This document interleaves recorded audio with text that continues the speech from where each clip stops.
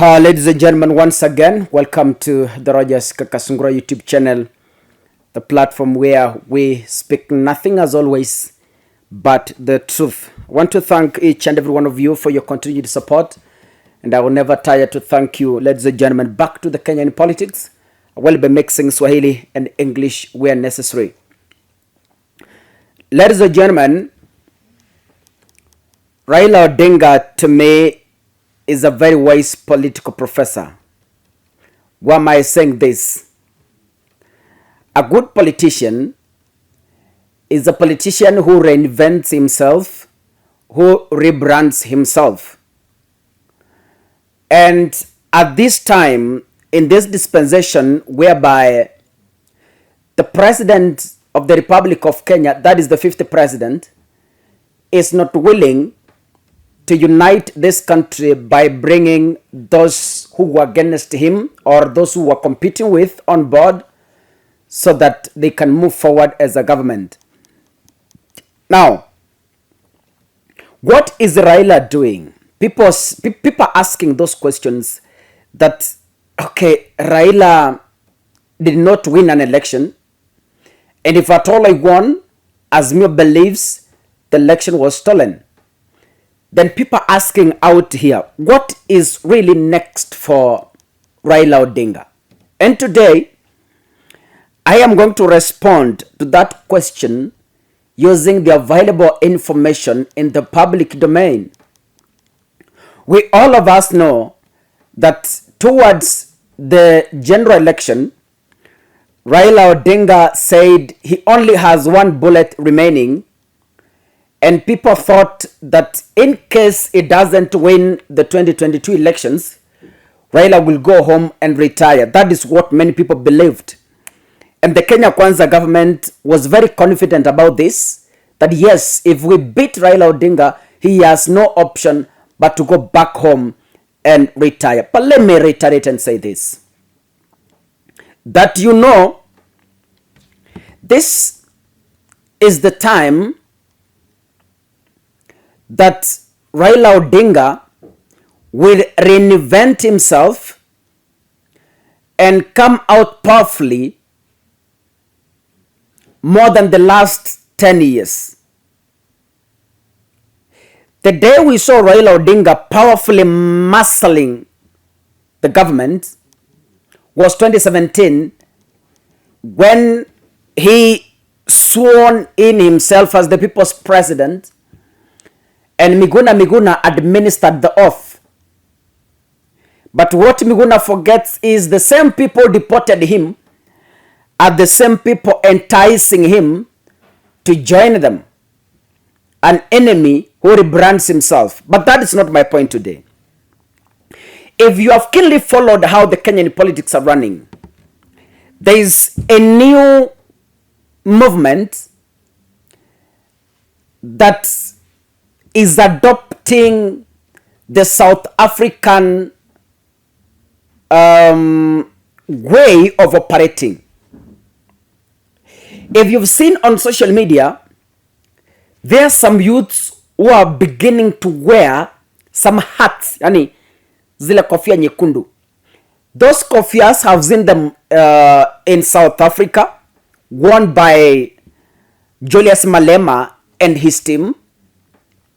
And I've also seen them in Uganda, worn by Bobby Wine, Chagulanyi, and his team. That cape is a sign of a resistant movement, or to be precise, a movement that is preparing itself to counter government. We understand Julius Malema of South Africa is a very strong opposition man who doesn't joke around with government in power. The same case happens in Uganda. Chagulanyi is a very strong opposition leader, and he nearly won the last Uganda's general election. But then you understand who Museveni is. The people of Uganda can attest to this, that Museveni is a dictator and a leader who can do anything to remain in power. Now, We have seen that. Kama ujaona, then you are not very keen on following the Kenyan politics. There's this guy who calls himself the president of the People's Assembly, Rais wa Bunge la Wananchi. He has invited Raila Odinga severally in one or two platforms whereby they gather Kenyans together, young people together, and they speak about how they're going to steer themselves ahead as young people, especially at a time like this when Kenya is undergoing a tough crisis as far as the cost of living is concerned. Now, there's one thing I'm noting from this new movement. It's coming at a time when Azimio believes that their election was bungled and the Supreme Court denied them justice. Number two, this team, I can call it, to me, the way I'm assessing this is a revolutionary team that is coming at a time when Kenyans are hungry and angry, when Kenyans are struggling with the high cost of living, when when Kenyans are dying of hunger. You understand 23 counties have been affected by severe drought and lack of water and food. So they are coming at such a time. And someone could ask, why this time? You know, in politics, everything is timed. If you want to achieve your political objective, you use the available opportunity. Like Ruto used the available opportunity. When Kenyans were struggling with the high cost of living, he came in to portray himself as a helper. So Kenyans fell into that trap. Now, Raila Odinga is coming back when Kenyans are dire need of a man to defend them so that they can get their rights and the promises that were made by the Kenya Kwanza government. Now, Raila is going to harvest big from this. Mark my words. Raila is going to harvest this very big from this. He is reinventing himself. He is powering himself. He is re-engineering himself. Now this is it. The People's Assembly, or you can call it Bunge la Wananchi in Swahili, is not only gaining momentum in Nairobi. I have seen already young people introducing themselves in a few press conferences I have seen one or two people, and they have started, you know, a wave starts. Unajua, moto unaanza na cheche. Usifikirie kwamba moto unaochoma misitu ni moto mkubwa. Unaanza tu na cheche kadogo tu. Then ukifikia nyasi ambayo imekauka, it turns out to be flames of fire. Bunge la Wananchi ni cheche. Na hii cheche imeanza. Na in few days to come, cheche hii itaanguka kwa msitu wa Wakenya who are hungry and angry for the government. Once that happens, Kenyans themselves will double the fire, and that is how it will become flames of fire. Now, in some of the counties, I have seen young people introducing themselves as one, the regional presidents of the People's Assembly. I have seen another ones introducing themselves as the speakers of the People's Assembly. If you are not keen on this one, then you don't understand Kenyan politics. This is the strategy. I can call it a powerful strategy, or let me call it a dangerous strategy against the Kenya Kwanza government. So if Kenya Kwanza cannot wake up from their slumber and realize that already the people have begun to gather themselves against them. You know, what is political analysis? It's using the available information to predict the future. Now, Kenya Kwanza, there's something I am noticing from the Kenya Kwanza government. It is insensitive from the happenings in this country. Why am I saying it is insensitive? Yesterday during Mashujaa Day, the seats were empty. If that didn't send a signal to Kenya Kwanza government, then they know nothing about politics. Point number 2. The Kenya Kwanza has not taken with a lot of concern the People's Assembly that has begun taking shape in Nairobi and now it's on to regionals. I met a young man, and I'm going to play his video shortly, who introduced himself as the Speaker of the People's Assembly. And these people are learned young men.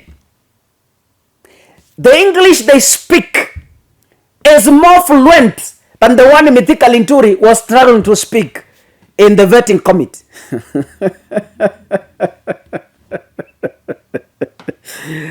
Hey, you know, they really speak.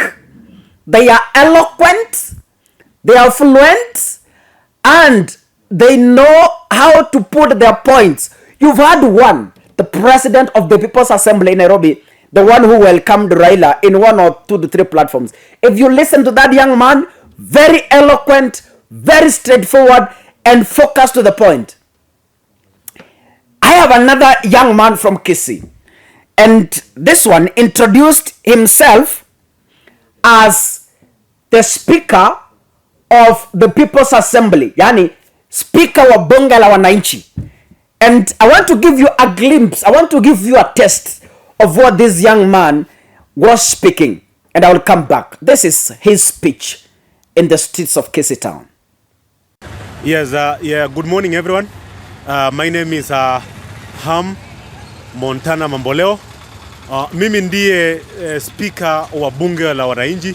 I'm the speaker of the people's parliament, and I just want to talk about the yesterday vetting as it were, and how we have analyzed it, how we have vetted it as the parliament of the people. Yesterday it began by the vetting of Musalia Mudavadi, and it went well. He was vetted, but I pinpointed some of the things, some of the mistakes that that came out, because from the analysis, from my point of view, I discovered that Musalia Mudavadi entered politics through a by-election when his father Musalia Mudavadi died in 1989, and Musalia Mudavadi as his son won unopposed. So by the beginning, Musalia Mudavadi was the MP Sabatia constituency, and it is very unfortunate that so far as we are speaking right now, Sabatia constituency has no development, has not grown to that capacity that we can associate it with Musalia Mudavadi, because the Sabatia town itself, its main economic activity is the selling of sugarcane leaves, whereby people stand by the town and they sell to the passers-by these leaves for them to go and feed cow. So that's the first record. My question is, will he deliver? If he was given that capacity as an MP and he delivered nothing, then secondly, Musalia Mudavadi was also given a chance to be a Minister of Finance between 1993 to 1997. And unfortunately also, he delivered nothing. Because of what? During his era, during his tenure as the finance minister, it was during that particular time that the Golden Spark scandal emerged. And the Golden Spark scandal emerged during his time, whereby the Central Bank of Kenya wired 5.8 billion to the Golden Spark company in the European countries. And that money went, but we were given nothing. So it means during his time, almost an SGR, a whole SGR was stolen as a Golden Spark scandal, because 5.8 billion in 1993 is like 300 billion in this era, because at that particular time in 1993 a loaf of bread was around 10 bob, but currently we are selling a loaf of bread at around what, 60 bob. So it means around 50 bob, where one bob has risen to around 50 bob value. So we take 5.8 billion times 50 bob, we get around 300 billion worthy. So Musalia Mudavadi, as for me, I don't think if he's worthy to be the prime cabinet. to be the Prime Cabinet Secretary because he has failed in the past 10 years. He was also the deputy, what we call the deputy Prime Minister under the docket of Raila Amolo Odinga. He was also a vice president. But during his tenure, during those particular time as a vice president, as a deputy prime minister, he delivered nothing. So what can we expect? He will also deliver nothing. Then secondly, I wish also to talk about the net worth of these people. The net worth of Musalia Mudavadi, as it was said yesterday, as he stated himself before the parliament, he said that his net worth is around 4 billion. My question is, where has he amassed this all wealth from? Because when his father died in 1989, he only left 10 million for the family. And his father had several wives, and they were shared among them. So probably Musalia Mudavadi was given at around mostly maybe only 1 million. With only 1 million, I'm wondering how all this wealth appreciated to around 4 billion. He should come out clear and state to us what kind of business does he run, what kind of salary has he been getting since he stepped in the government, because between 2013 and 2017 he was out of the government, he was not in government until this 2022 when he is getting this job. So I don't want to talk about so many things because I also have a friend of mine here, maybe who can talk about other things. Thank you so much for this opportunity. Yes. Ladies and gentlemen, you've heard how that young man is very articulative, right? So the heat is now being transferred from Nairobi to counties, and that is how the Kenyans will regroup themselves. That is how the angry I've been using this term, and mark my words, this is how the angry hustlers are going to slowly gather themselves, very slowly. By the time the Kenya Kwanza government is awake, Kenya is gone. Mark my words. By the time the Kenya Kwanza government is awake, Kenya shall have gone to a different dimension. Mark my words. It will be messy with casualties. God bless you, ladies and gentlemen. I wish you the best, and let us keep pushing for true justice. Viva, viva. Forward ever, backward never. God bless you.